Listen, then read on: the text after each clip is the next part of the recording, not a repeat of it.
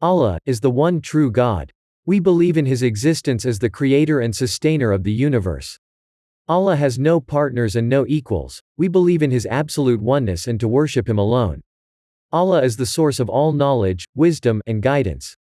We believe that the Quran, revealed to Prophet Muhammad peace be upon him, and Quran is his final and complete message to humanity.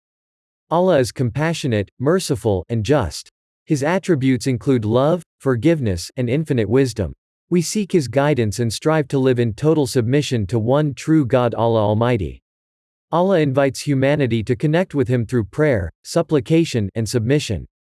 We believe that a sincere relationship with Him brings inner peace and spiritual fulfillment.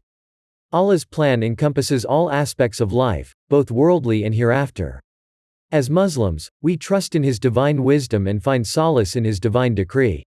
Embracing Allah's oneness and living in accordance with His divine decree gives us the true purpose of this life. Submit to Almighty Allah, the one true God.